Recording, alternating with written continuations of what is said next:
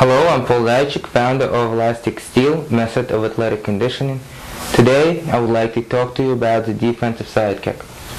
Defensive side kick is a technique most often used in sports karate or point fighting to a lesser degree, but it's also used in kickboxing or full contact karate, and to a very small degree it's used in other styles of martial arts.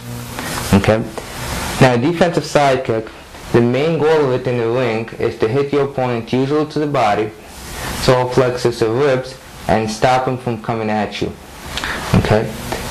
Most often people who take a side stance like this are more adept to throwing a defensive side kick. However, someone from more forward stance or an angular stance can also throw a defensive side kick. Okay? Very often people do not take any steps back. They stay where they are.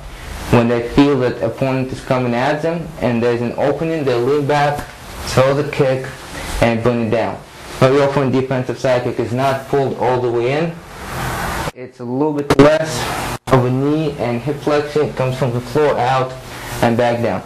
Sometimes people take a small step back and throw the kick. Okay? So, on the other side, here's with the side stance. I'm going to do a little bit faster now. Somebody's coming at me. Okay? Or this side. I'm in the stance. There's throw a kick or throw a punch. Someone's coming at me. Defensive side kick. Okay? Now, what a lot of people do, what I notice from watching people spar and fight, is they throw defensive side kick, place the leg down, and they admire their work. Okay? Especially if they hit their opponent.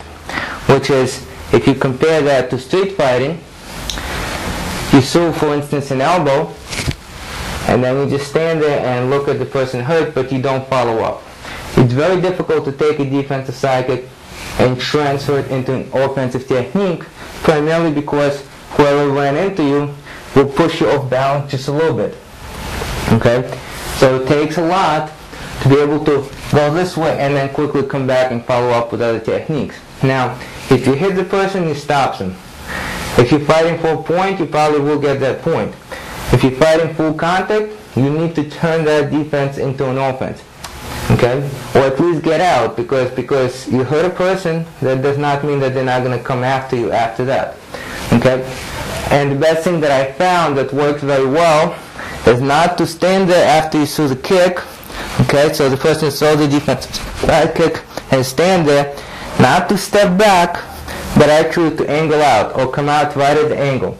The best thing to do is to come out at the angle to the other person's back. So if I have my left leg in front, he has his right leg in front, I'm going to go to my own back and I'm going to go to his back. He has no weapons to follow.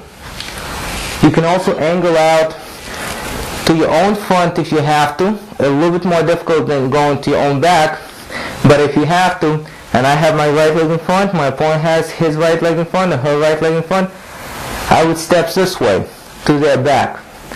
The worst thing that I want to do is to go to my back and their front, although it's probably better than to stand there and not do anything, because remember, if you kick it jammed, or if you hit the person in the arm in point fighting, or in full contact you actually hit the person, you don't hurt them enough, you don't stop them, they keep following you. Now, if you're in a street fight and using a defensive side kick to stop or break the person's attack, chances are you're going to use the side kick to the side, to the lower leg, or to the knee. Okay? Probably you're not going to use it to the body unless you really know what you're doing. Okay? In that case, the point is the same. You throw a side kick, you want to either turn it into an attack and follow up with kicks, punches, elbows, knees, whatever you might want to use on the street, or you want to angle out. Okay? Going straight back, you might be going straight back without the person momentum and they'll catch up with you. Or if you stop right there, you might get hit. So what you're going to see right now is a little clip taken from my seminar. The seminar is still ongoing. We're still taping for it. And what you're going to see is that defensive side kick with an angle is being practiced. Here we'll come in without any fakes. Just straight in. Okay?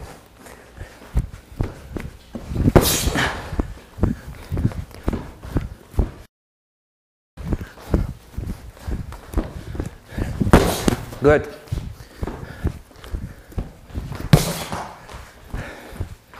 to make an angle, especially if that kick missed. Good. Now what I'm going to do here is once he throws his kick, I'm going to pretend he hit my arm or I jammed him, and I'm going to follow him straight in. As I follow him straight in, he will only get away from me if he makes that angle.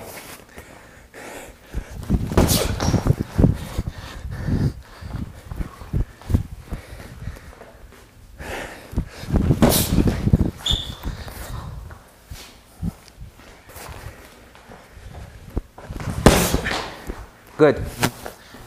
Now what you don't want to do is you don't want to make an angle and kick from an angle. You do not want to do that. He wants to use my force against me. So that foot come up sticking into my body, with my body going into his leg is going into my body, something's going to give. And more often than not, it's going to be my body. So he wants to use my force going forward against me. The best way to do that is on a straight line. If he steps out to the side and does a defensive side kick, exactly, my force is that way, his force is this way, it's not going to work that well. Okay, so the side kick is thrown on a straight line, and then an angle is made right after that. Okay, I'm going through you again. Good. Now that would have stopped me. That jammed a little bit, he still got out of his way. Okay, for variety purposes, on switch sides.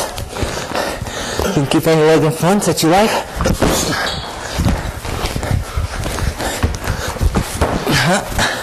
Angle, angle, angle.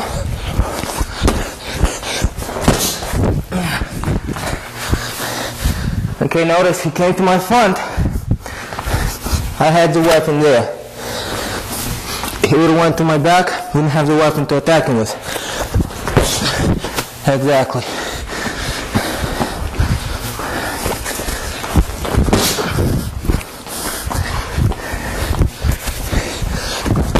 Good.